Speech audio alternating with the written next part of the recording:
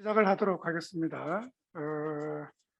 지금 제3 세션이 라운드 테이블 형식으로 지금 기획이 되어 있고요.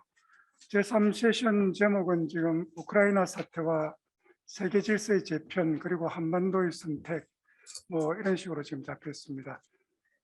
최근에 우크라이나 러시아 사이에 전쟁이 나면서 이제 그게 세계 질서에 어떤 식으로 영향을 미치고 나아가서는 그런 세계 질서의 재편 속에서 한반도는 또 어떤 식으로 대응을 해야 되는가 뭐 이런 말씀을 들어보고 싶은 그런 취지인 것 같습니다. 먼저 제 소개를 간단히 하겠습니다. 저는 서울과기대에 근무하고 있는 김남섭이라고 합니다. 러시아사, 뭐 소련사 이런 걸로 조금 공부를 했고요. 네, 조장을 맡게 됐습니다. 그리고 패널들로 지금 세 분의 선생님을 모시게 됐는데요. 지금 두 분은 여기 대면으로 앉아 계시고 한 분은 사정상 지금 줌으로 연결되어 있는 걸로 알고 있습니다. 이 학술회의가 이제 좋은 점 중에 하나는 학제간 학술회의가 되어서 서로 잘 모르는 분야 혹은 서로 생각하지 못한 그런 측면에 대한 이제 조언을 들을 수 있는 게 참 좋은 것 같습니다. 그리고 또 부수적으로는 이제 새로운 사교의장을 또 만들 수도 있을 것 같고요.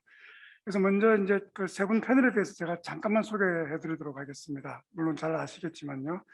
먼저 노경덕 선생님은 지금 서울대 서양사학과에 재직을 하고 계시고 주로 연구 분야가 소련 정치사, 그다음 외교사, 국제관계사 뭐 이런 데 지금 집중을 하고 있는 걸로 알고 있습니다. 스탈린의 대외 정책에 관한 대작을 하나 쓰셨고요.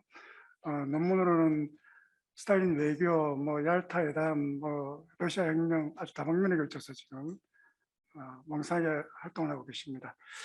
그다음에 이제 모신 분은 두 분 선생님은 이제 국제 정치학자라고 이제 제가 말씀드릴 수 있을 것 같고요.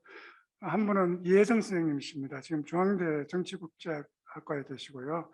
세계 외교, 뭐 미국 대외관계 이런 데 집중 연구를 하고 계십니다. 냉전 이후 미국 패권 뭐 이런 아주 중요한 책을 쓰셨고요. 그 외에도 많은 공저를 보이고 있습니다. 그리고 바이든의 정책이라든지 미중 관계, 또 북한 예외주의, 뭐 한반도 정책에 관한 아주 다수의 논문들을 지금 집필하고 계십니다. 또 한 분은 이제 주재우 교수님이신데요. 경희대 중국학부에 계십니다. 국제정치학 이론, 중국 대외관계 이런 데 집중하시고 계시고요.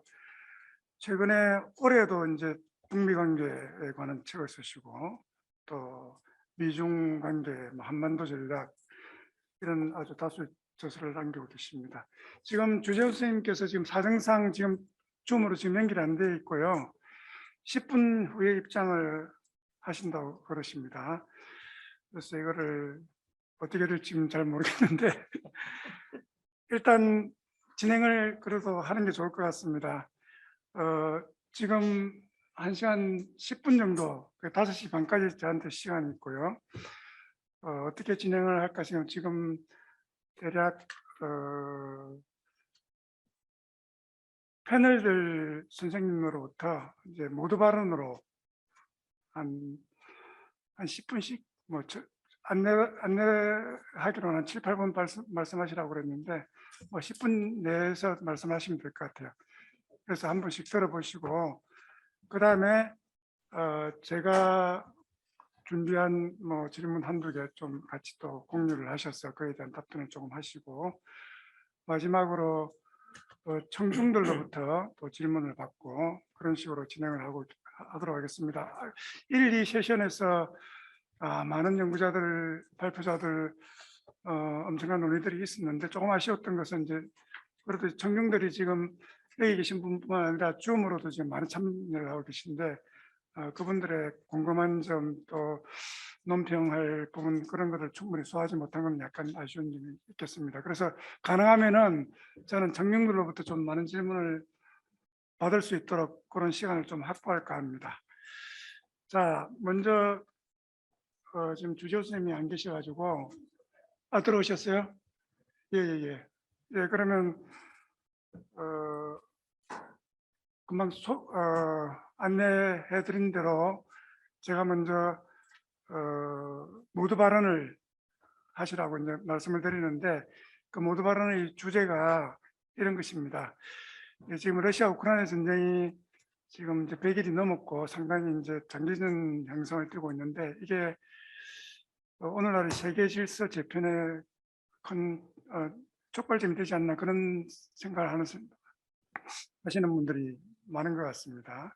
그래서 어떤 식으로 이게 이 전쟁을 계기로 해서 세계 질서가 재편될 것인가, 그 이야기를 좀 먼저 듣고 싶습니다. 그래서 세 분 선생님이 다들 그 연구하는 집중하는 분야가 조금 달라서, 먼저 노경은 선생님께서는 이제 그 러시아 우크라이나의 관계, 그리고 그 관계 속에서 그 전쟁이 이제 유럽에 어떤 영향을 미치고 있는가, 그런 데 좀 초점을 맞춰서 한 10분 정도 말씀을 하시면 좋겠습니다. 네, 먼저 시작을 하십시오. 예, 안녕하십니까.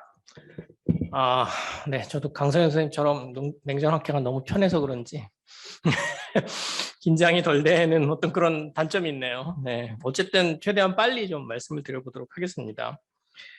현재 이 전쟁을 이해하려면은 제 생각에는 어쨌든 이 러시아의 전쟁 목적이라는 것을 최대한 근거 있게 추정해서 판단해 보는 것이 저는 중요하다고 생각합니다. 가장 핵심이라고 생각합니다.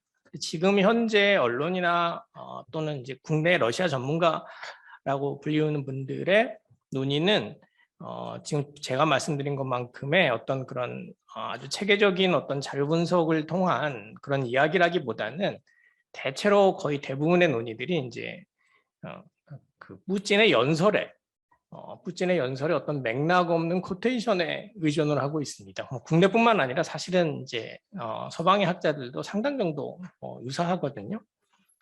근데 뭐 지금 어쨌든 내부 문건을 자세히 읽을 수 있는 상황은 당연히 또 아니기 때문에, 그러면 너는 무슨 대안이 있느냐 이렇게 말할 수 있겠습니다만, 나름 제가 그냥 대안으로서 제시하는 바는 텍스트를 그렇게 맥락 없이 읽는 것이 아니라 어쨌든 시기별로 꽤 달랐고, 푸틴의 연설이나 러시아의 공식 입장이나 또는 러시아의 언론의 내용들이 그 시기별로 달랐던 내용을 세계적으로 좀 읽어보고, 그리고 어느 시점에서 달라졌는지, 또 어떤 강조점이 변했는지, 이런 것들을 좀 더 찾아내고요. 그리고 이제 저 스스로 역사가의 미덕이라고 생각하는, 제가 어쨌든 소련의 과거 이제 그 스탈린 시대의 외교 문건 또는 이제 그 외교 정책을 결정하는 탑 레벨의 회의록들을 그냥 지난 20년 동안 계속 읽어온 사람으로서 이 공식적으로 드러나는 어떤 그런 내용들과 탑 레벨에 있는 지도부의 어떤 실질적인 논의들 간의 어떤 간극 또는 유사점 같은 것을 제 스스로 나름 추정하고 설득력 있게 추정할 수 있다라고 하는 그런 근거하에서, 네, 조금 이제 멋있게 말하면은 역사가의 통찰력이고요.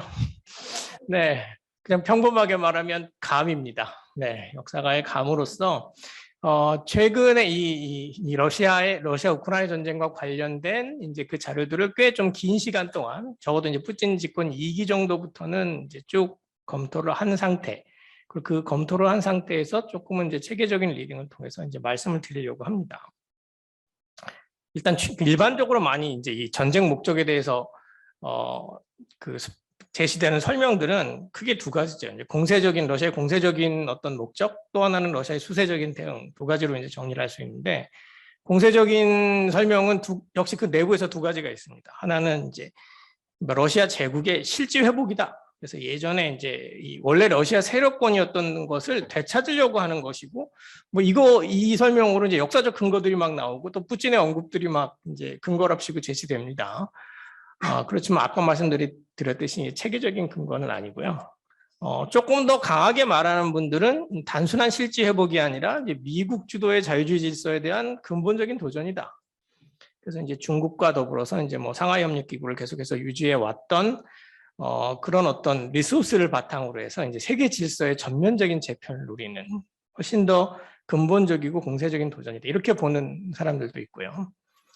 역시 이 부분도 이제 그 체계적인 근거를 갖고 있다고 생각하지는 못합니다. 많은 사람들이 무슨 알렉산더 두긴 같은 사람의 예를 들면서 푸틴의 정책을 설명하는데 이거는 만약에 우리로 비유하자면 환단고기의 내용을 갖고 우리의 정책을 얘기하는 거나 마찬가지라고 저는 감히 그렇게 말씀드리고 싶습니다. 수세적인 설명은 그래도 조금은 이제 수준 높은 설명인데요. 가장 일반적으로 이제 나토의 동진에 대한 어떤 시큐리티 위협을 느끼고 거기에 대한 대응을 하는 것이다라고 하는 설명인데 이 설명이 이제 그럴듯하면서도 이제 가장 큰 단점은 아까 제가 말씀드린 것 같은 이유인데요. 이 나토의 확장에 대해서 러시아가 반응했던 그 온도가 굉장히 시기별로 달랐습니다. 그거를 그냥 지금에 와서는 그냥 한 풀에 엮어서 이를테면 2007년 푸틴의 뮌헨 회담의 연설이나 2008년 조지아 전쟁 이런 것들도 다 그냥 예전부터 러시아는 원래 나토 동진에 대해서 반대고 굉장히 그거를 신경 쓰고 있었으며 그것이 계속해서 점증해 와서 지금 이제 우크라이나 전쟁을 일으킨 것이다. 이렇게들 말하는데 실제로 당시 문건들을 읽어보면 그렇지 않고요. 특히 조지아 전쟁 같은 경우는 조지아의 나토 가입이 제1 원인도 아닙니다. 그리고 예를 들면 그 바로 다음에 전통적인 우방이었던 알바니아가 가입할 때는 별말이 없었어요. 네, 그냥 유감이다 정도 수준에서 그냥 넘어갑니다.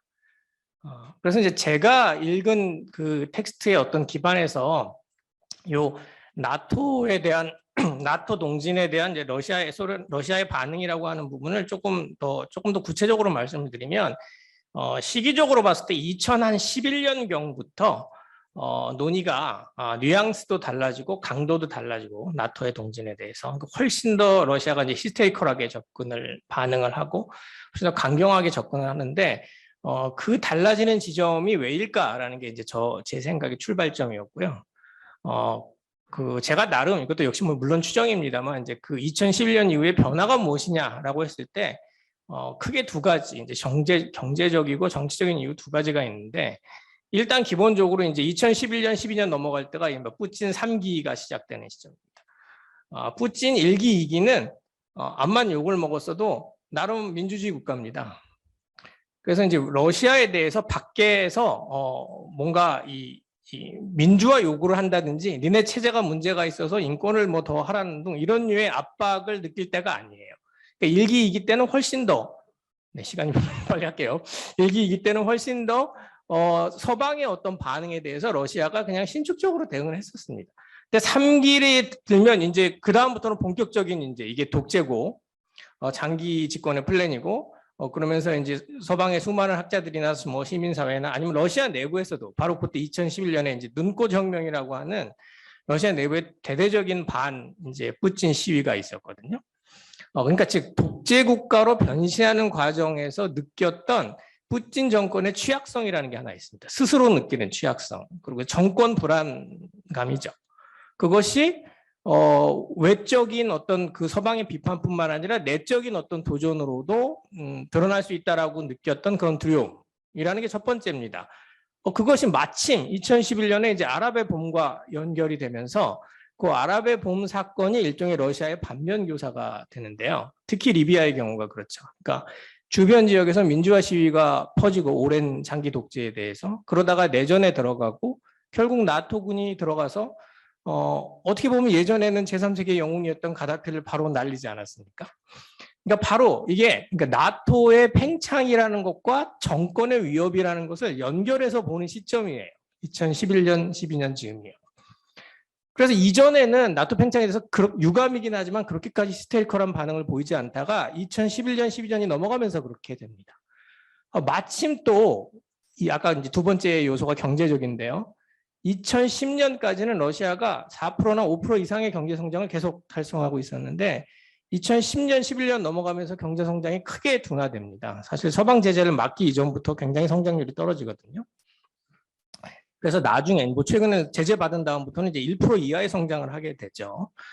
그래서 여러 가지 이제 경제적으로 어려워서 민심의 어떤 그런 두려움, 그 다음에 외부의 민주화 요구, 그에 따른 어떤 내전 가능성이나 시위 가능성, 그리고 이제 나토가 그걸 해결하는 어떤 전례, 이런 것들이 다 이제 하나의 컨비네이션을 이루면서 푸틴 정권이 스스로를 취약하다고 느꼈고 그 취약함을 극복하는 수단, 특히 어떤 빌미가 주어졌을 때 그 정권 내부의 취약성을 극복하는 수단으로 저는 전쟁을 펼치고 있다 이렇게 봅니다. 그것이 지금 제가 어떤 읽은 자료의 어떤 내용으로서는 가장 그나마 그래도 근거가 있다고 생각하고요. 그런 의미에서 이제 뒤에 이 상황을 예상을 해보자면 지금 현재 전황이나 상황은 푸틴 정권의 입장에서는 목표를 이미 달성한 셈이나 마찬가지예요. 지금 최근의 폴에 의하면 80% 이상의 지지율이 다시 나오고 있고, 특히 이제 대서방이 러시아를 악마화했던 것에 대한 반감이 러시아 내부에서 이른바 좀 자유주의적이고 민주주의적인 사람들까지도 입을 닫게 만들었습니다. 닫게 만들었다기보다는 오히려 좀 지지하게 만들었던 거죠. 푸틴 정권을 상대적으로는요. 그래서 일단 그 내적인 안정감을 이뤘고, 거기에 더해서 이제 추가로 원래 분쟁 지구였던 지역들, 이제 돈바스 지역과 그리고 이제 크림반도를 연결하는 회랑지대 정도까지는 지금 현재 군사적으로 확보가 된 상황이라는 거죠. 그래서 지금 이 전쟁은 푸틴이 만약에 지금 자기가 이뤘던 목표를 얻은 상태에서 상징적인 수준에서의 승리를 선언할 수 있다면은 러시아는 더 이상 전쟁을 하고 싶어 하지 않을 거다라는 것이 이제 저의 예상이고요.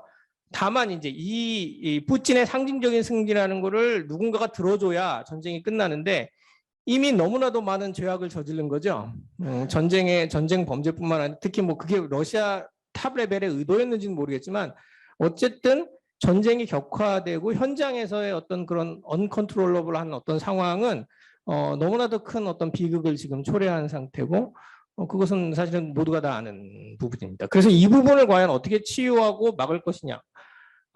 여기서 이제 전쟁이 끝나느냐 마느냐가 결정된다고 봅니다. 그래서 간단히 말씀드리면 푸틴이 더 팽창을 해서 뭐 우크라이나 전역을 장악한다든지 이런 상황은 펼쳐지지 않을 거고요.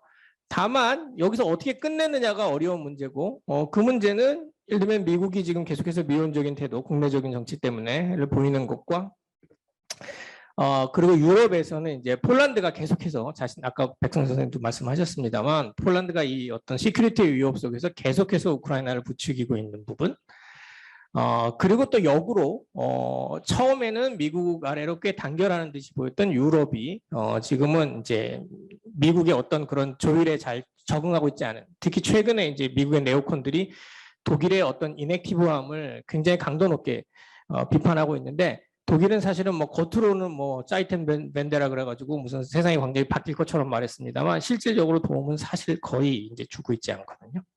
네. 그래서 하여튼 지금 상황은 그 정도까지 일단은 말씀드리겠습니다. 네.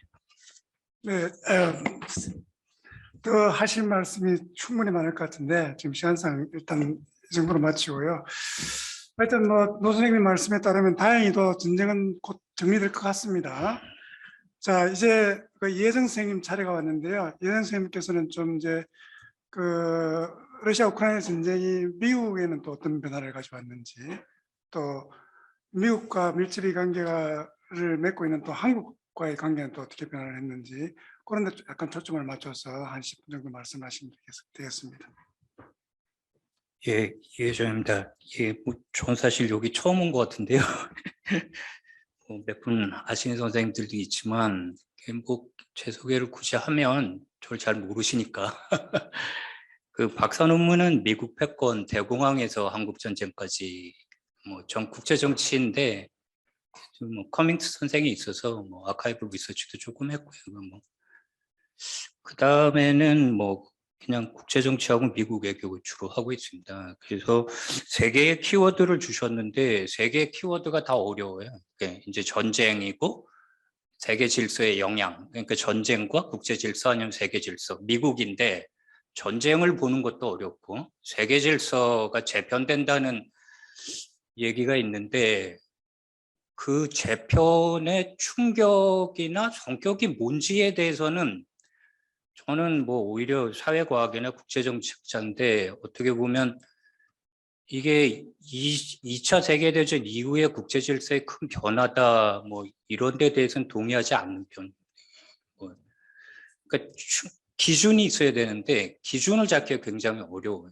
그래서 노경덕 선생님은 이제 본인 스스로 체계적인 걸 어떻게 얘기를 하냐 고민을 하신 것 같고 거기에 대해서 본인에 대한 설득이 상당히 많이 되셔서 자신 있게 말씀하시는 것 같은데 저는 아직 제 자신을 잘 설득을 못 시키고 있어요. 예, 그래서 기왕에 나와 있는 설명들이 마음에 안 든다. 뭔가 불편하다. 이건 아닌 것 같다라는 생각은 있는데 그럼 대안적인 설명이 뭐냐? 거기까지는 제가 아직 제 자신을 완전히 설득을 못 시키고 좀 자신이 없어서 예 그렇고 또 하나 미국의 대응은 뭐냐 말씀을 하시는데 미국이 하나가 아니기 때문에 어떤 미국이냐에 따라서 되게 어렵습니다. 그래서 뭐 어떤 말씀을 드려야 될지 또 뭐 주재호 교수는 그래도 조금 서로 입장을 알고 그러는데 두 분 선생님 제가 뭐 그냥 구글링 대화 해봐서 그래서 사실은 아침에 일찍 온 건데 여기 분위기가 어떤 걸 좀 알고 어떤 수준에서 내가 어느 정도 논지를 정리해서 말씀드려야 되나 그랬는데 그냥 일단 전쟁에 대한 제 생각을 말씀드릴게요. 예, 전쟁의 본질은 저는 두 가지로 생각합니다. 하나는 뭐 그 클라우제비치 얘기를 하지만 복합적이에요. 그러니까 그 무력을 동원하지만 무력을 동원한다는 게 인민전쟁 얘기도 나왔고 뭐 여러 가지 얘기가 나왔지만 군사적인 측면 말고 경제적인 측면도 있고 정치적인 측면도 있고 그다음에 선전도 있고 지금 전쟁 같은 경우에는 경제 제재가 굉장히 크게 들어갔기 때문에 그 부분도 크고 또 하나는 국내에서도 문제가 되잖아요. 그러니까 결국은 이념에 따라서 해석의 문제가 있기 때문에 돈바스의 전황이라는 게 있고 그거를 해석하는 국내에 뭐 서방을 따르는 사람 아니면 뭐 중국의 비판적인 다양한 해석의 전쟁이 벌어지고 있어서 아무튼 전쟁의 본질은 복합적이라는 게 하나고 또 하나는 fog of war라고 해서 불확실성입니다. 그래서 저는 불확실성은 뭐냐면 뭐 다 냉전학회 역사하시는 분들 앞에 제가 뭐 좀 말씀드리긴 뭐한데 전 기본적으로 경로 의존성이라고 생각을 하거든요. 경로 의존성이 있어서 예. 그러니까 이런 설명을 잘 안 믿는 거죠. 아까 설명해 주신 것처럼 그러니까 두 가지잖아요. 뭐 미국의 일종의 음모론, 나토 때문에 그랬다. 그러면 왜 지금 그랬냐? 뭐 거꾸로 푸틴의 뭐 그 제국에 대한 영광 그건 아닌 것 같고 사회과학에서 일반적으로 얘기하면 거시하고 미시하고 구조가 있고 행위 주체가 생각하는 게 있고 그 두 개가 결합되면 뭐 옛날에 기딘스 얘기처럼 스트럭처레이션이 되는 거 아니면 거기에서 전쟁이 그러면 가령 작년 12월 푸틴이 서면으로 요구했을 때 나에 대한 시큐리티 딜레마 안보 위협이니까 거기에 대해서 아니라는 거 해달라. 그러니까 거꾸로 보면 와리프 퀘스천인데 그때도 전쟁을 피할 수 있었을까 없었을까? 뭐 저는 계속 열려 있었다고 생각하는 입장이고 뭐 그래서 가령 러시아가 성동격소로 처음에는 키예프 그러니까 그 수도를 키이우를 치는 것처럼 하는데 원래는 다 계산하고 돈바스만 먹으려고 했다 이런 설명은 안 믿어요. 그러니까 러시아의 목적은 그러니까 전쟁 상황을 러시아도 그렇고 그러니까 전쟁의 본질이 불확실성이라고 생각을 하고 그다음에 또 하나 안 믿는 건 이제 미국 외교를 하다 보니까 특히 제가 90년대 박사를 받은 다음에 연구자로서 접한 미국 외교는 9.11부터가 컸거든요. 그때부터 미국 외교는 항상 전환점이었어요. 그런데 그 전환점이 9.11의 전환과 지금의 전환을 비교하면 저는 이건 9.11에 비견된 사건은 아니라고 생각하거든요. 미국은 항상 새로운 세상이라고 생각했기 때문에 세계 질서가 확 변한다 이런 거 잘 안 믿습니다. 그리고 거꾸로 그러면 before and after잖아요. 그러면 이 2월 24일 이전에 어떤 세계 질서가 있었는지에 대한 생각이 있어야 되는데 그게 과연 뭘까? 그래서 그 굉장히 어려운 건데 그냥 뭐 그러면 결국 어떻게 이걸 볼 거냐? 제 나름대로 책에는 노경덕 선생님 책에는 이제 러시아 전공자로서 혁명서부터 전공자고 푸틴의 이제 차근차근 보시는 거잖아요. 제 나름대로의 책에는 나눠서 봐야 되지 않을까. 그러니까 즉각적인 문제, 그러니까 아주 이미디어트한 이펙트하고 장기적인 문제는 조금 다르고 군사적인 문제, 경제적인 문제, 이념적인 문제 다 다르다고 생각해요. 그래서 즉각적으로 보면 유럽 안보 질서에 타격이 온 거죠. 즉각적인 문제는. 그런데 그러면은 대만이 제2의 우크라이나, 전 그렇게 생각은 하지 않아요. 그러니까 가령 오늘 오전에 나왔던 제네바 회담 얘기를 생각을 해보면 54년 1월 2월에 독일하고 오스트리아 문제를 갖고 4대 강국이 회의를 하다가 4월, 5월, 6월 이때 제네바 하기로 하잖아요. 그럼 그때 정도의 유럽 정세와 한반도 정세와 동남아 정세가 그때 제네바 회담을 할 때처럼 직접적으로 연결되어 있느냐?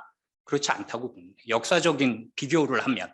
그래서 즉각적으로는 유럽의 지역적인 문제고 즉각적으로는 군사적인 유럽의 탈냉전 그 안보 구조의 동요가 온 것이 가장 직접적이고 군사적으로 보면 일종의 게임 체인저는 뭐냐면 러시아가 핵을 갖고 있기 때문에 핵 위협을 하고 있기 때문에 그 다음에 거슬러 올라가서 보면 9.11 직후에 미국이 핵을 쓸 수 있다고 했고 ABM을 깼어요. 그때부터 핵과 재래식 무기의 구분이 없어졌어요. 그 다음에 트럼프 시대 들어와서 핵태세 보고서를 하면서 저위력 핵무기를 개발하기 시작했어요.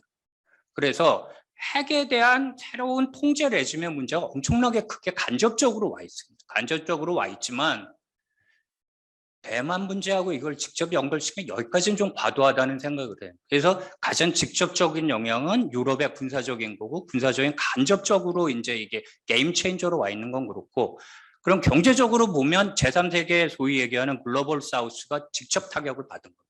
글로벌 사우스가 식량 위기, 에너지 위기 직접 타격을 받은 거고 글로벌 노스는 인플레이션의 타격을 받은 거예요. 그러면 이념적으로는 어떻게 됐느냐? 이념적으로 바이든이 처음에 생각했던 건 그러니까 예를 들면 군사적인 목적이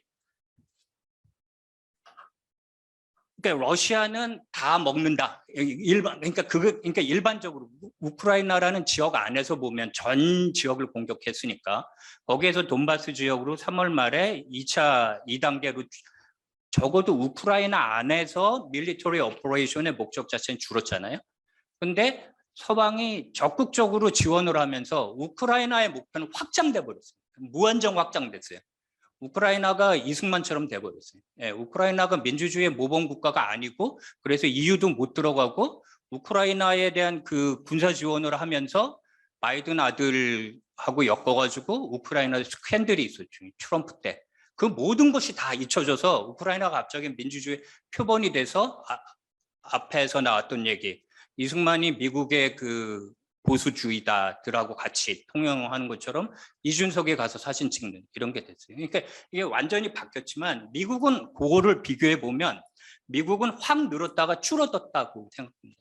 여기까지만 말씀을 드리겠습니다. 그러니까 미국은 초반에는 이거 정말 넘어가는 거 아니냐라고 생각해서 도피 우거를 대주고 이랬잖아요. 젤렌스키 도망가게 해주겠다고 했는데 젤렌스키가 하고 그다음에 경제 제재를 하고 독일도 따라오고 나토는 확대되고 이러니까 어디까지 후쿠야마 같은 사람이 지금이야말로 역사의 종언을 이룰 시기다. 그래서 팍스 아메리카 부활의 기회다. 이렇게 해서 얘네들이 갑자기 목적이 확 늘었어요. 확 늘었다가 전선이 교착되면서 저는 그게 5월 19일이 결정적이라고 여러 가지가 있을 수 있는데 5월 19일 날 뉴욕타임스가 사설을 하나 쓰거든요. 에디토리얼을 뉴욕타임스 사설 전체 이름으로 씁니다. 그래서 전쟁이 복잡하다. 그리고 그 전에 있었던 게 바이든이 푸틴을 레짐 체인지 하겠다. 푸틴이 권력에 있으면 안 된다. 오스틴 국방장관이 가서 러시아가 다시는 군사적인 도발을 하지 못하도록 러시아의 국력을 약화시켜버리는 게 우리의 목적이다. 이게 3월 말 4월에 완전히 얘네들이 오판을 해가지고 목적이 너무 커졌어요. 목적이 너무 커지니까 뉴욕타임스가 국내 정치적인 지지가 그렇게 갈 것 같냐? 목적이 뭐냐? 우크라이나에 들어온 그러면 그 이전에 2월 24일까지 스테이터스로 가는 거냐? 아니면 우크라이나 전폭적으로 지지해서 민주주의와 독재로 나눠놓으면 어디까지 갈 거냐? 감당 못한다. 그래서 목적이 뭐냐고 사설이 물었어요. 5월 31일 날 바이든이 거기에 대한 대답을 했어요. 뉴욕타임스에 딱 썼어요. 기고를 했어요. 나의 목적은 이거다. 근데 그 목적이 계속 헷갈려요. 그 목적이 첫째, 민주적이고 주권을 가진 우크라이나가 further aggression이에요. 그러니까 further aggression을 막고 그러니까 지원을 해주겠다는 거예요. 근데 이것과 동시에 다음 패러그램에 뭐라고 하냐면 푸틴을 크렘린에서 내쫓는 것이 나의 목적이 아니고 러시아를 그 힘을 약화시키는 게 나의 목적이 아니다라고 얘기를 해요. 근데 제가 드리는 말씀은 목적이 헷갈리고 있다는 거예요. 계속.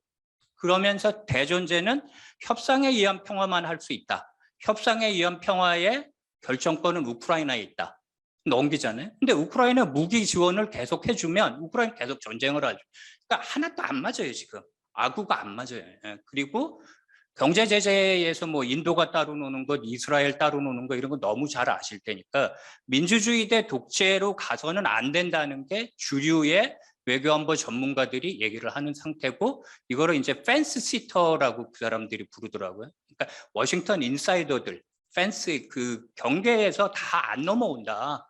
민주주의 갖고 안 되고 오도로 가든지 바꾸자라는 얘기를 하는 거고 국제 질서 주권을 깬 유례 없는 사건이라고 하는데 그거는 그냥 미국의 프로파간다라고 생각합니다. 예, 그 국제 질서를 깬 거는 부일 일이 크고요. 경제하는 양반들이 가장 크게 생각하는 건 자본주의의 기본인 재산권을 침해하는 것.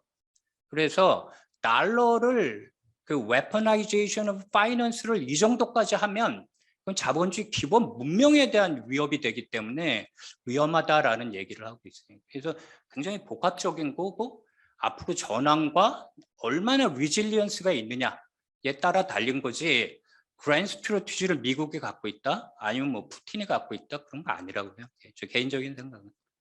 네, 감사합니다. 많은 말씀들을 하셔가지고 모조하기가 좀 쉽지는 않은데요.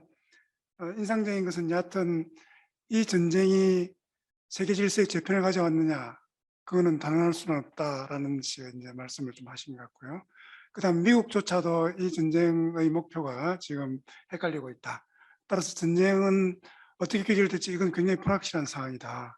이 정도로 제가 지금 이해를 하고 할까 합니다.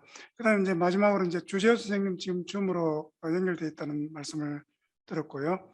주재호 선생님께서는 이제 중국 쪽 이야기를 좀 하시고요. 특히 중국 대만 관계가 혹시 뭐 영향을 받는다면은 어떤 식으로 영향을 받을 수 있는지 그런 데 초점을 맞춰서 말씀을 해주시면 감사하겠습니다.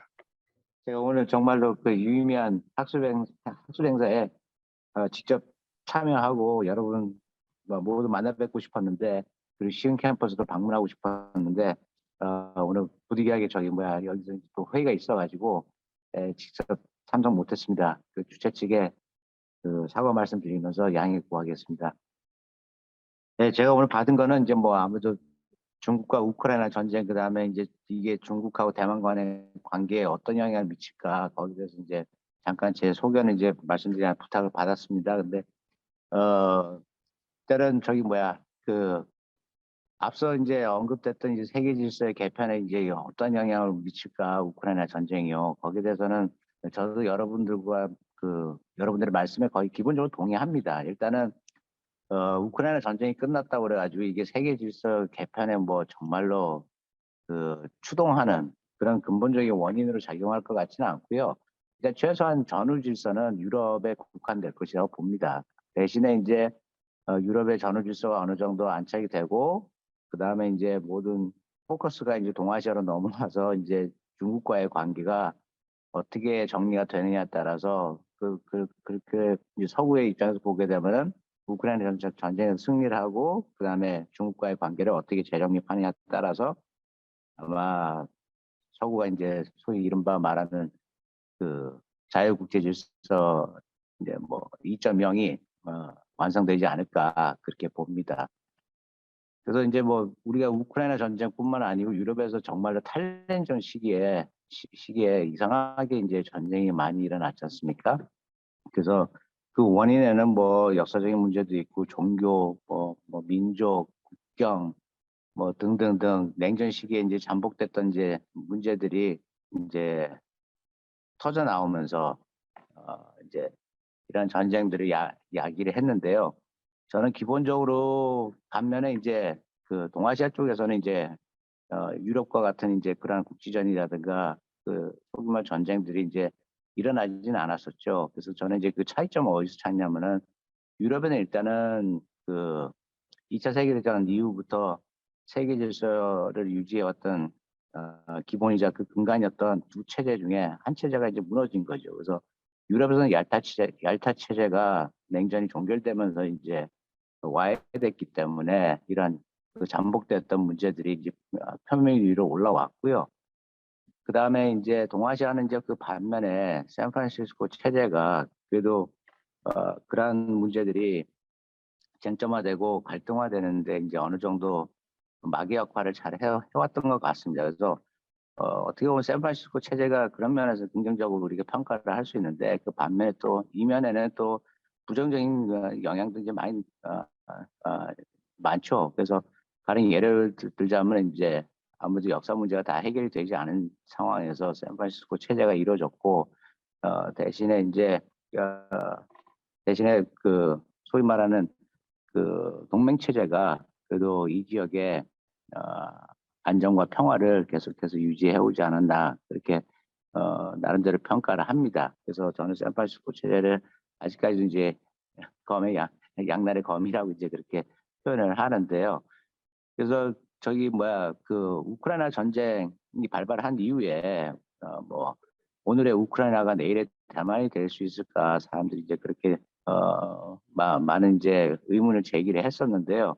저는 일단 기본적으로 거기에 동의를 하지 않은 게 일단은 안보 구조하고 안보 체제가 동아시아가 이제 유럽과 다르다는 점을 이제 다시 한번 상기시키는 말씀을 드리고 싶고요. 그러다 보니까는 이게 동아시아 이제 모든 나라들이 대부분의 나라죠. 대부분의 나라가 이제 동맹 체제로 동맹 관계를 다 엮여 있다 보니까는 이게 중국이 대만을 섣불리 침공하는 거는 굉장히 어려운 선택이라고 봅니다.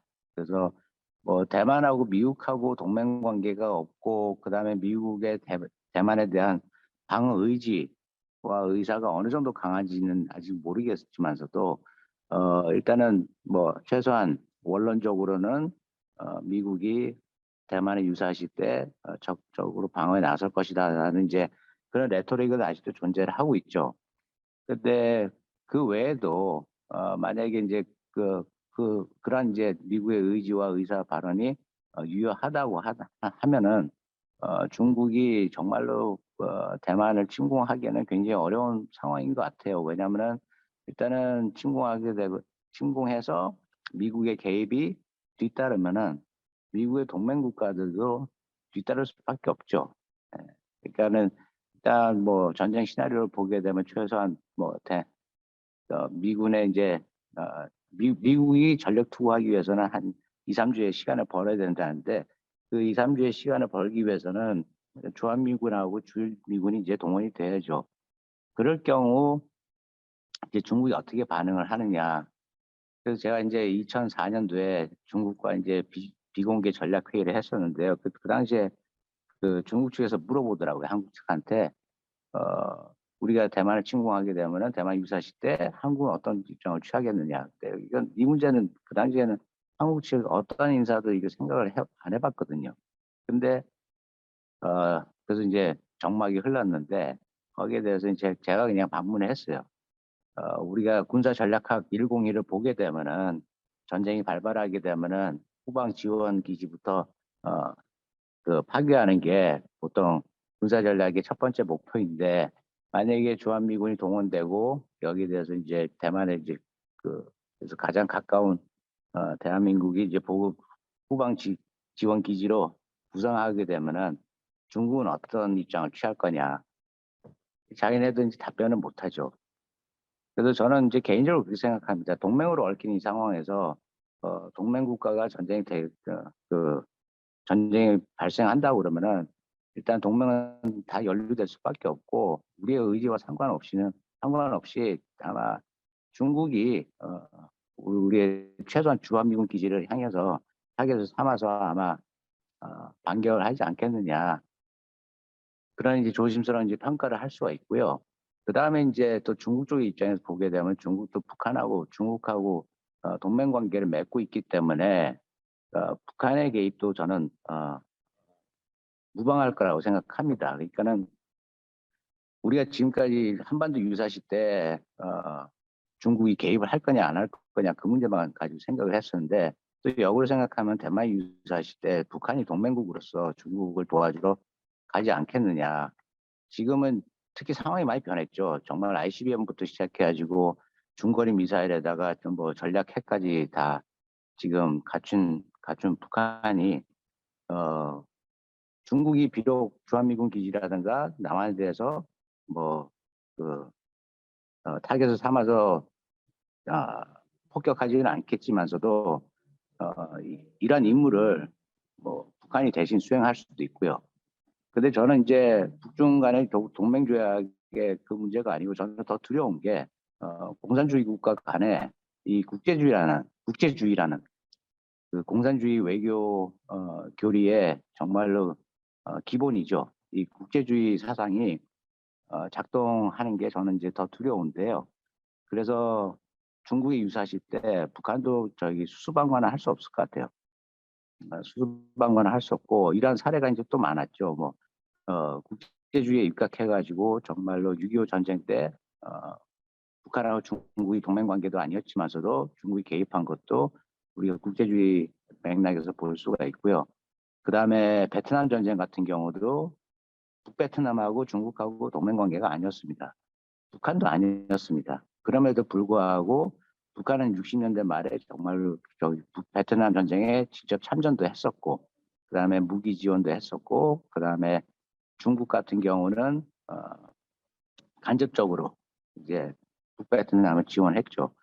그게 다 이제 그 국제주의가 이제 작동을 했기 때문에 저는 우리가 뭐 북중로 삼각관계를 뭐 분석하고 그다음에 북중 동맹 조약의 그 의미를 이제 우리가 분석할 때 저는 뭐 그 종이 한 장의 조약서가 이제 문제가 아니고 이러한 이제 공산 사회주의 국가 간에는 이러한 이제 국제주의가 이들의 그 군사적인 협력하고 뭐 참전의 동기를 유발하는 그런 이제 결정적인 요인이라고 저는 생각합니다. 그래서 대만 문제와 관련해서 보게 되면 제 결론은 이제 그렇습니다.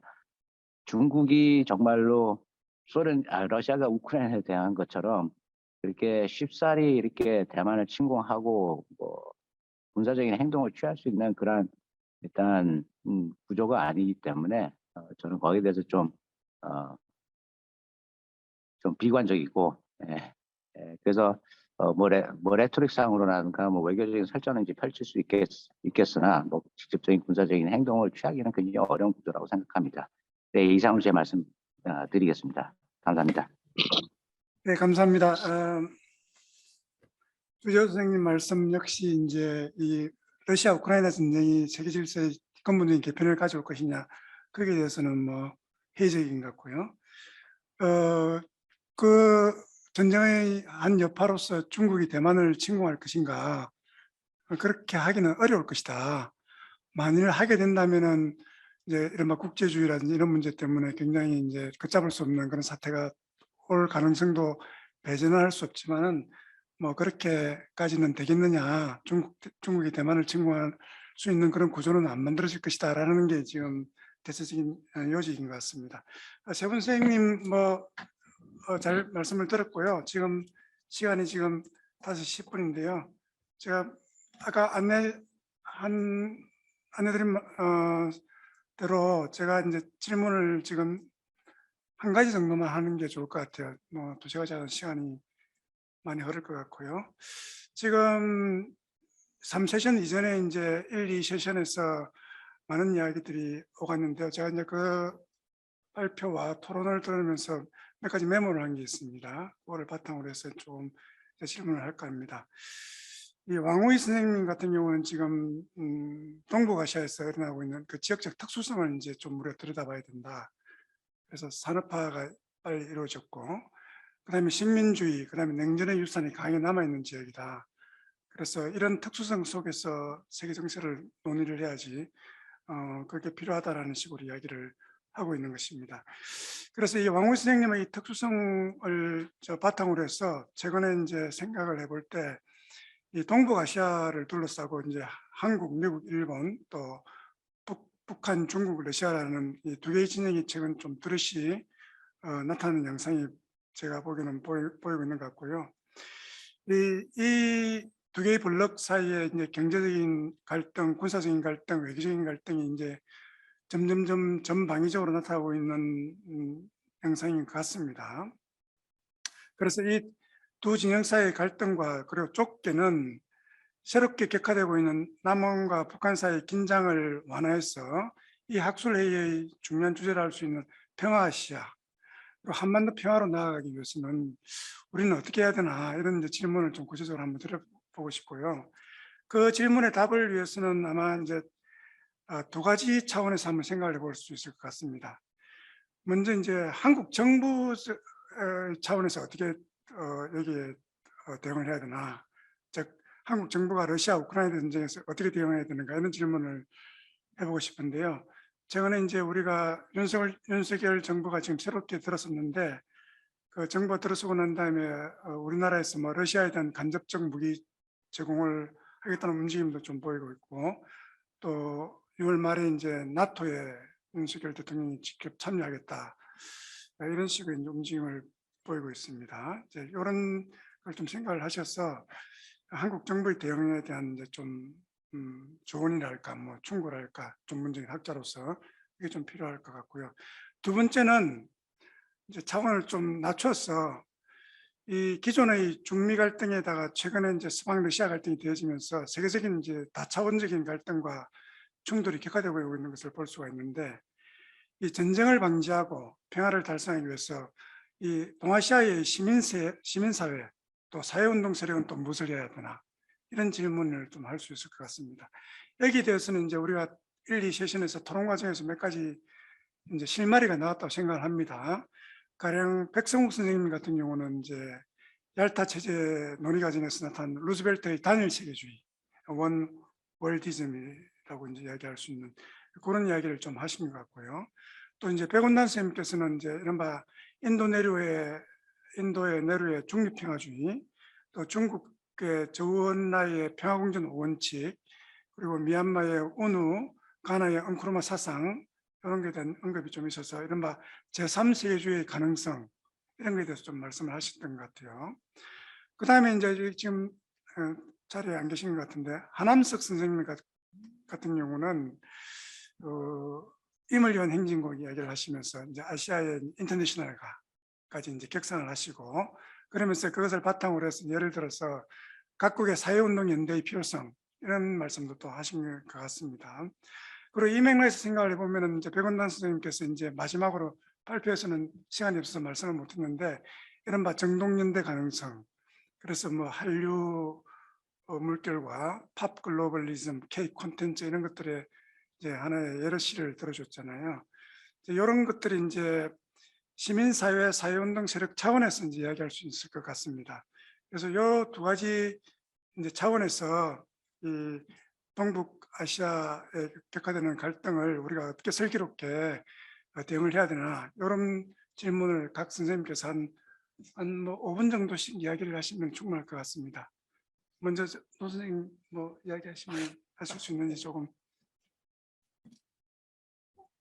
그 평화 만들기의 구체적인 방안에 대해서는 전공이 전공인지라 항상 이 갈등 상황과 그 갈등을 어떻게 극적으로 이제 헤쳐나가느냐, 뭐 이런 시대만 주로 이제 공부를 하다 보니까 구체적인 방안에 대해서는 저는 이제 다른 선생님들께 이제 기회를 드리고 싶고요. 그냥 이제 아까 못다한 얘기랑 요거랑 이제 관련해서 질문 관련해서 좀만 말씀을 드리면, 뭐 아까 제 말씀에서도 다들 느끼셨겠습니다만, 이제 이 전쟁이 근본적인 지금 현재 세계 질서의 변화를 갖고 오는 전쟁은 아니다라는 게 일단 저도 같은 예상이고, 그러면 이제 아까 이 교수님께서도 말씀하셨습니다만, 이제 이전 질서를 과연 어떻게 정의하느냐.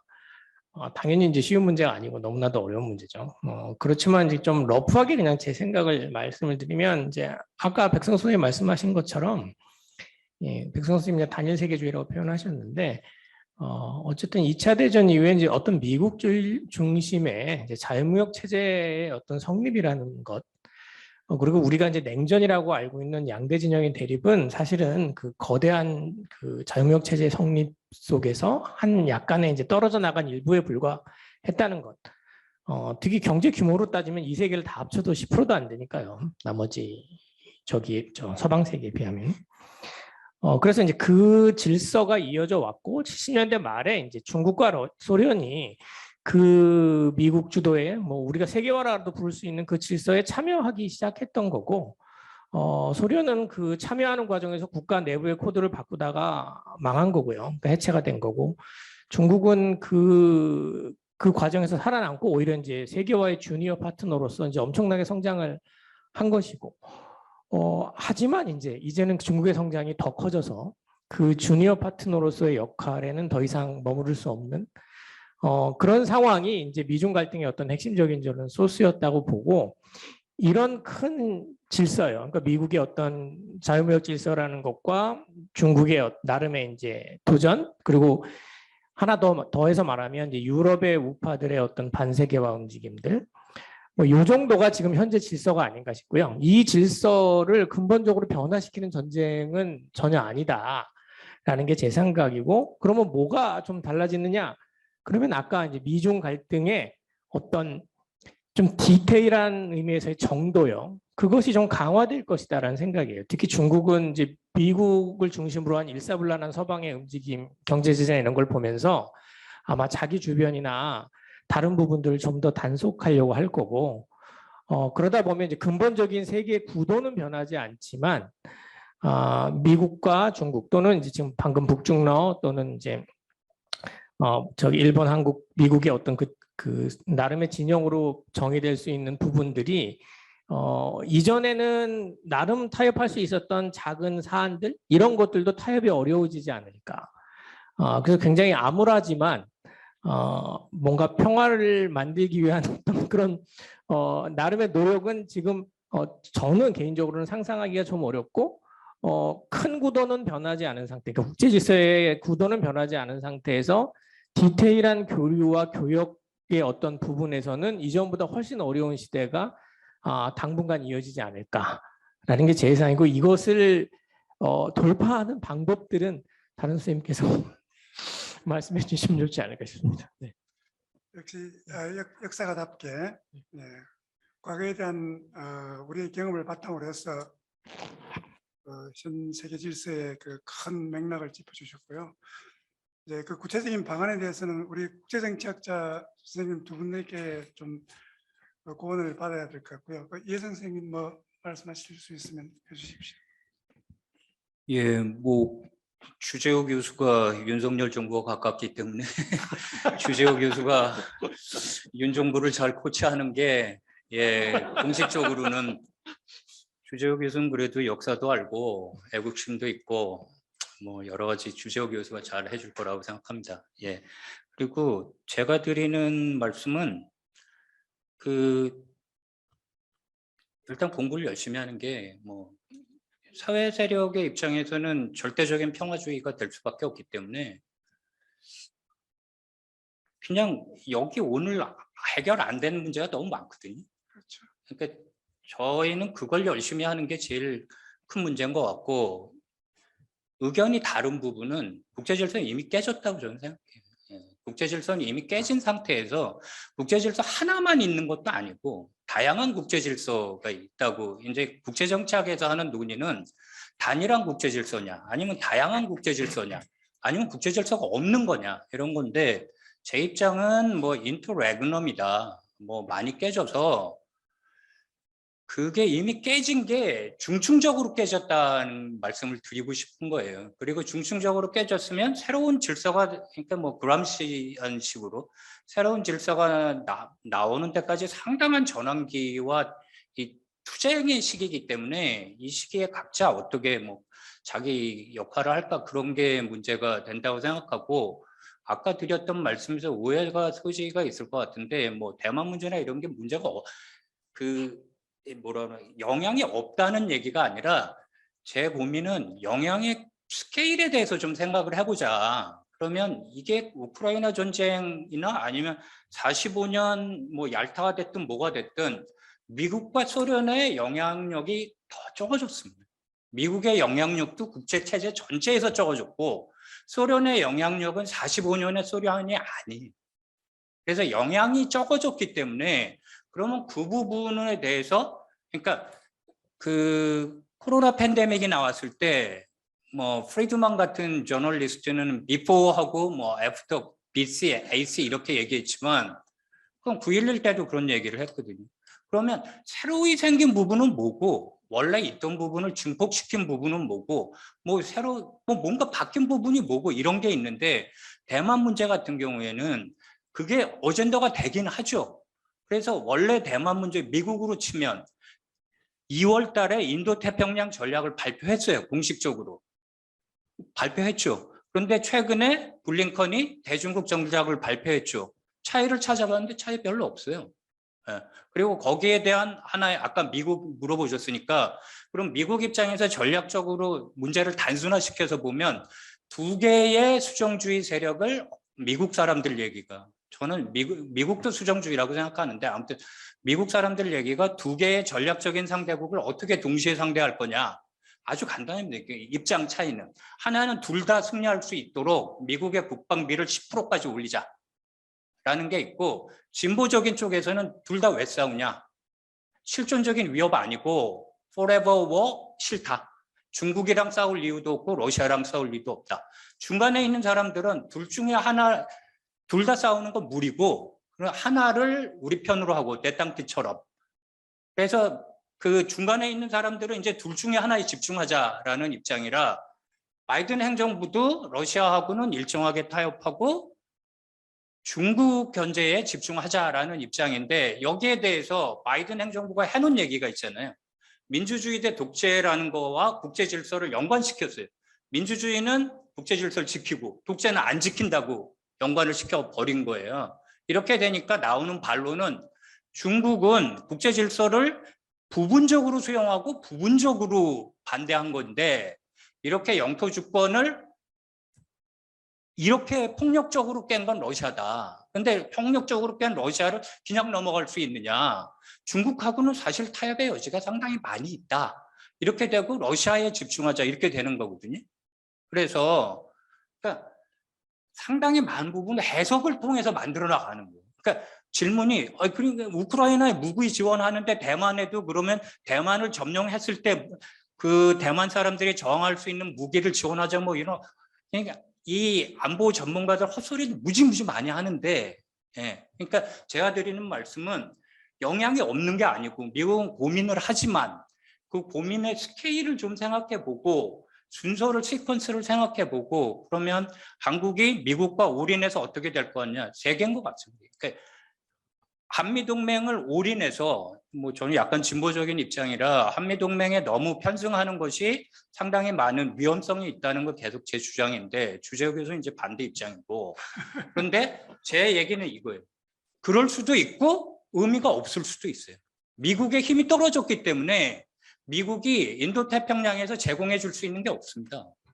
그러니까 미국이 지금까지 세계를 운영해 오는 방식을 보면 중국을 다스리는 방식, 중국을 할 때 항상 MFN을 주느냐 마느냐 하는 거잖아요. 그러니까 미국 시장에 액세스를 주는 거예요. 그전에는 때리다가 점령하다가 그다음에 파저티브하게 가면 원조를 해주다가 열어주는데 지금 국내 시장을 열 수가 없어요. TPP고 뭐 다 할 수가 없어요. 그다음에 인도를 갖고 뭐 인도 태평양 하겠다 그러는데 인도 때문에 RCEP에서 나가버렸어요. 인도가. 그러니까 그 수준이 굉장히 낮은 레귤레이션인데 인도가 나갔어요. 이거를 기준으로 하면 뭐 인도 태평양 경제 프레임워크에서 할 수 있는 게 없어요, 사실은. 그래서 그러니까 미국에 편승해서 할 수 있는 게 뭐냐? 그러니까 우리에게 득이 될 수도 있고 우리에게 실이 될 수도 있지만 아무 별 영향이 없을 수도 있어요. 예. 그리고 나토로 가는 것 이거는 한국이 쿼드에 들어가고 싶다고 쿼드가 한국을 키워주는 게 아니에요. 나토의 정상회담에는 가지만 나토 그렇게 크게 안 봐요. 저는 뭐 무기 간접 지원하고 이런 건 할 수 있는데 거꾸로 나토의 일원이라고 생각하면 나토가 자기네 문제도 해결 못 하는데 미국과 계속 의존하고 있는 상태인데 그러니까 이거는 이제 국기 모으기거든요. 미국이 힘이 모자랄 때 베트남전처럼 할 때 어려울 때 국기를 모으는 거예요. 나라 최대한 많이 모으기 위해서 한국한테 부탁을 하는 거고, 한국의 경제력 반도체도 있고 군수도 직접 있고, 일본보다 훨씬 좋은 동맹이죠. 일본은 아무래도 여러 가지 또 결리는 게 있으니까. 그러니까 제가 우려하는 건 일종의 terms of trade처럼 동맹의 이 terms of alliance를 하면 한계의 효용이 뭐가 있을까? 우리가 미국에 더 가서 미국에 해줄 수 있는 게 뭐가 있을까? Extended deterrence? 궁극적으로는 미국 대통령의 핵버튼을 쥐고 있는 거예요. 한국이 못 믿겠다고 하도 난리를 치니까, 이거 뭐 주재호 교수가 알아서 하겠죠. 난리를 치니까 뭐 협의해보겠다고 하는데, 거꾸로 국제정책 기본에서 나토하고 핵 공유에도 결정적인 순간에는 미국 대통령이 하는 거예요. 그러니까 여기에서 경제에서 얘기하는 단위 투입당 비용이 나올 게 별로 없어요, 제 생각에. 근데 가장 큰 문제는 한국의 가치 외교예요. 한국이 타라이쿠를 생각하는 거예요. 한국이 근대화가 되고 서구화가 되는 게 일본의 타라이쿠처럼 미국을 통해서 세계화됐고 선진국가가 됐다고 생각하기 때문에, 이 논리는 진보와 보수를 떠나서 이명박의 1, 2국가론이 갖고 있는 엄청난 소구력입니다. 근데 저는 미국 외교를 전공한 사람 입장으로 미국도 가치 외교를 못해요. 당장 바이든이 그렇게 페리아를 만들겠다고 하는 사우디에 가려고 그래요. 그럼 한국은 가치 외교를 해본 적이 없어요. 이승만 정도 북진 외교를 했지만 실제 북한을 칠 능력이 없는 상태에서 한 거기 때문에, 한국 외교의 역사적인 좌표를 치면 국내 정치적인 요구인 가치 외교를 어디까지 할 수 있느냐 하는 게 지금 일단 역사적인 상황인데, 너무 요구가 커요. 홍콩 신장 어떻게 봐주냐 하는 게 좌우를 막론하고 너무 커요. 그런데 가치 외교를 했을 때 미국은 그런 가치 외교 그렇게 많이 한 나라인데, 그러니까 타협을 할 수밖에 없는데, 지금의 정부는 그걸로 집권을 했기 때문에 이게 이제 한국이 얼마나 할 수 있는지, 국제사회에 기여하겠다? 기여하는 거에 어떤 것이 기여인지, 그 기여에 국제사회가 어떻게 생긴 건지, 국제사회의 역할은 뭐고 기여는 뭔지를 주체적으로 파악할 수 있어야 되는데 그 능력이 없어요. 제가 보기에는. 네, 감사합니다. 한미동맹 올인해서는 안 된다. 뭐 이런 말씀은 저한테 좀 잘 들리는 것 같고요. 그다음에 한국 윤석열 지금 대통령 정부에 대한 비관적인 태도를 좀 지니고 있는 것 같습니다. 반대로 이제 주재호 선생님께서는 이제 그러지 않을 거라고 지금 말씀하시는데요. 주재호 선생님의 직접적인 음성으로 한번 들어보기로 하겠습니다. 저도 이해정 교수님이랑 이게 정말로 정말 비슷해요. 왜냐하면 이게 제가 뭐 그 한미동맹 편성하는 거 그 주의자도 아니고요. 저는 지금 그 대한민국의 지정학적, 지경학적, 전략적 가치가 지금 연일 상종가를 치고 있거든요. 미중 전략 경쟁 시대에서. 그래서 저는 그거를 지금 혹이라고 보고요. 우리가 이용을 해야 됩니다. 그래서 저는 이해정 교수님 말씀대로 우리가 근데 목적의식도 없고, 목적의식이 없다 보니까는 뭐 철학도 없고 비전도 없고 원칙도 없습니다. 그래서 저는 이 정부가 좀 답답한데요. 한미동맹에 우리는 무조건 맹목적으로 편성하려고 지금 해요. 근데 미국이 중국을 견제하고 압박할 때 전략적으로 합니다. 왜냐면은 한번 생각해 보세요. 중국에 있는 미국의 파이가 더 클까요? 우리 파이가 더 클까요? 미국이 훨씬 커요. 미국이 그렇게 무모하게 안 합니다. 더군다나 지금 그 이해정 교수님 말씀대로 점점점 입지하고 영향력이 축소되는 과정에서 그렇게 할 힘도 없고요. 대신에 이제 동맹국 인도태평양 지역에서 보게 되면요. 정말로 대한민국처럼 미국의 니즈를 충족시킬 수 있는 나라가 없어요. 이건 지정학적으로도 마찬가지고요. 지금 쿼드 아무리 얘기를 해봐야 일본은 평화헌법 때문에 군사적으로 미국을 도와주지 못해요. 호주, 일본 군사규모 면에서 보게 되면 일본은 우리의 5분의 1밖에 안 되고 호주는 10분의 1밖에 안 돼요. 그리고 호주는 지리적으로 너무 멀어요. 인도는 이해정 교수님께서 말씀하셨다시피 불신 관계가 있어요. 지경학적으로 보게 되면은 IPEF에 들어가면은 우리가 갑이에요. 우리가 갑이 돼야 되고 미국이 을인데, 왜냐하면 미국은 반도체 소형 원자로 디스플레이, 2차 전지 다 생산 못해요. 우리가 제작하고 생산하고 하는 우리가 갑의 입장인데, 윤석열이 지난번에 바이든과의 한미 정상회담에서 우리가 그 많은 걸 제공하면서도 우리는 아무것도 받아오지 못했어요. 왜냐하면 우리가 너무 군사적인 것만 집착했어요. 확장 억지력을 확보하는 데만 집중을 해가지고.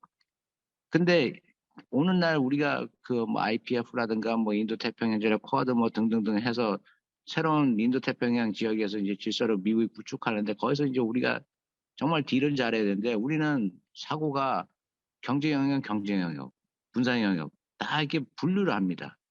근데 군사적인 이 현안과 이슈 가지고 이익을 가지고 경제 이슈와 타협도 하고 이게 넘나들어야 되는데 영역을요.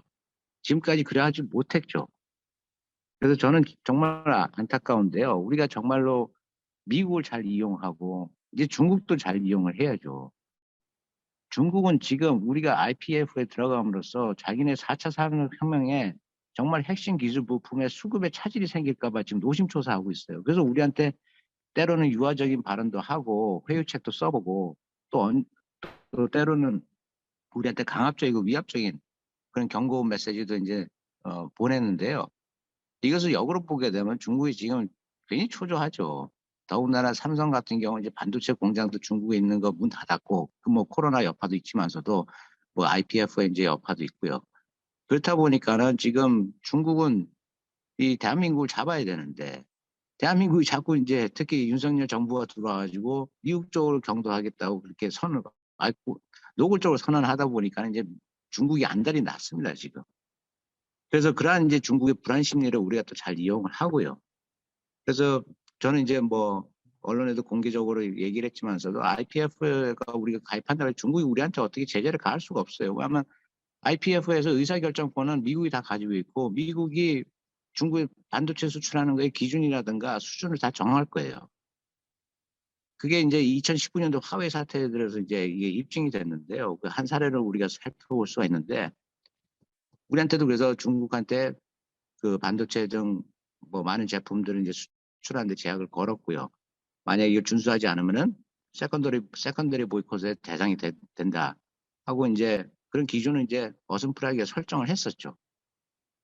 그래서 오히려 IPF의 이제 그 중국과 이제 그 핵심 기술 부품의 수급 문제는 오히려 미국하고 중국 간에 특히 IPF의 의사결정권자인 미국과 중국 간에 이제 협력 구조나 갈등 구조로 갈 수밖에 없죠.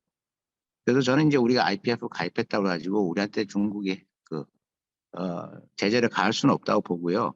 만약에 제재를 가하게 된다면 오히려 중국으로서는 정말로 자기네 그 반도체 등 핵심 기술 부품의 이제 수급의 차질을 볼 수밖에 없죠. 그렇게 되면 4차 산업의 발전에도 이제 타격을 받을 거고요. 중국의 지속 가능한 발전도 아마 어려워질 거라고 생각합니다.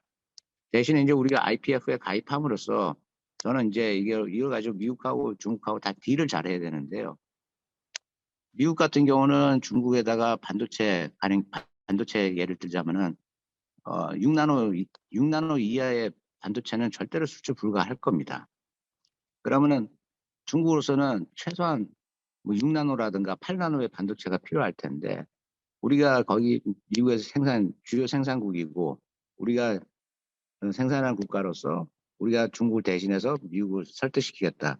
그런 카드를 중국한테 던지는 거죠. 그러면서 중국한테 그 대가로는 뭐 사드 해제라든가 사드 제재 해제라든가 사드 문제를 해결할 수 있는 그런 기회로도 활용을 해야 되는데 이러한 전략적인 사고와 그런 전략적인 고민이 좀 이 정부에서 부족한 것 같아가지고 좀 안타깝죠.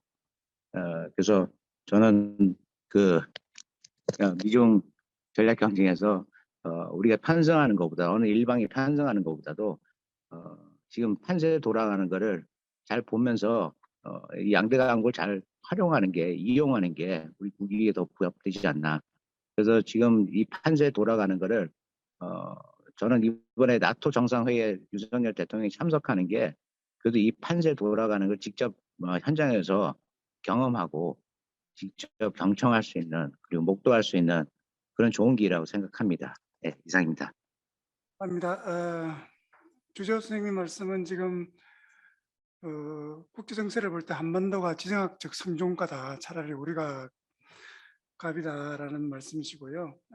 그런 의미에서 구체적으로는 IPF에 가입해도 가입을 하도 문제가 없다. 그리고 그 가입을 해서 전략적 사고를 해서 우리의 이익을 최대한 확보하는 쪽으로 갔으면 좋겠다는 그런 말씀이신 것 같습니다. 지금 시간이 지금 다시 36분이고요. 어떻게 괜찮으십니까? 다행입니다. 제가 모두의 말씀을 드리기에 지금 청중들로부터 좀 질문을 받아서 좀 궁금증이나 그 논평을 좀 처리를 했으면 좋겠다는 말씀을 드렸거든요. 그래서 지금 여기 현장에 참여하시는 선생님들도 계시고 또 얼마나 계신지 모르겠는데 지금 55명 늘었습니다.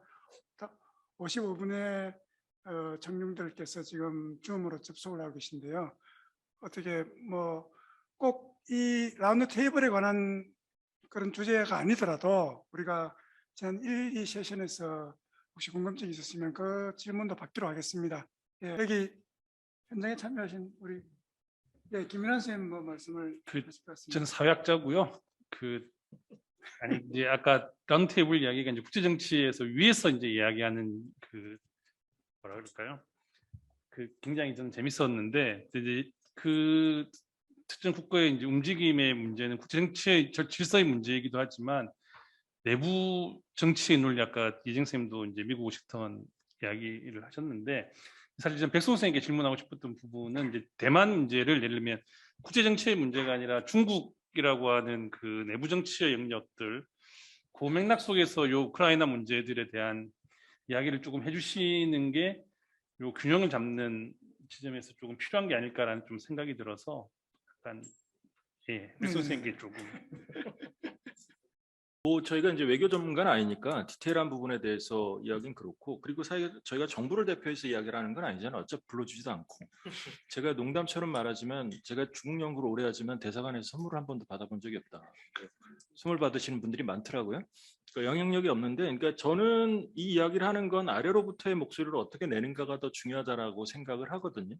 그리고 그게 정부하고 연동이 될 수 있고 정부는 현실 외교를 할 수도 있죠. 그런데 이제 다른 부분이 있는데, 문제는 뭐냐면 국제정치 질서에 대해서는 뭐 저도 크게 이견이 있는 건 아니에요. 완전히 다른 질서가 있는 게 아니라 동요하고 있는데 이게 앞으로 어떻게 될지는 모르겠고 또 다른 전쟁이 하나가 터지면 완전히 길이 달라질 수도 있는 건데, 제가 아까도 말씀드렸듯이 그 세계는 아직 배에 올라타 있는 자와 배에 올라타려고 하는 자들 사이에서의 싸움인 것 같고요. 여긴 가치 같은 건 없고 그냥 생존만이 점점 남는 것 같아요. 국익이라는 말로 등장하고 국익은 하나의 목소리로 다 치환이 돼버리죠. 그 나라에 있는 다른 목소리는 다 죽어가고. 그럼 이제 어떤 나라가 규모가 얼마나 큰가에 따라서 생존의 가능성들이 더 달라질 것이고 이제 이렇게 바뀌어가는 것 같고, 그럼 이제 우리는 이미지네이션의 어떤 상상의 자원을 다 잃어버린 거냐라고 했을 때 그렇지는 않은 것 같고요. 그래서 제가 이제 얄타 회담과 그 단일 세계주의 시기를 다시 이야기를 하려고 하는 건데, 결국 문제가 되는 건 세 가지 개념인 것 같습니다. 사회주의는 뭐였고, 자유주의는 뭐였고, 국제주의는 뭐였는가. 이 세 가지는 완전히 다른 거였나, 결합되어 있었나, 이런 건데, 사실은 얄타 시기를 보면 사회주의와 자유주의가 약간 섞여 있는 시기이고, 그게 어떻게 보면 자유주의의 국제주의가 헤게모니를 발휘했던 시기라고 보고요. 저는 사회주의가 실패했던 가장 중요한 이유는 사회주의적 국제주의가 없었기 때문이라고 보거든요. 그리고 그 소련의 그 시기를 보면 만들려고 하는 생각조차 없었고, 그래서 얄타에 올라타서 그 일부로 가려고 했었다라고 이제 보고요. 그렇게 되면 이제 제가 가지고 있는 가설 중에 하나는 뭐 러시아 혁명과 중국 혁명을 다른 혁명으로 대비해 보는 게 맞느냐, 그렇게 전 안 보고 약간 유라시아 혁명으로서 러시아에서 시작해서 중국까지 가는 혁명, 그 뒤에까지 가면 베트남까지 갈 수 있는데 하나의 과정이고, 그래서 그 과정이 끝난 이후에는 그런 혁명이 불가능하거든요.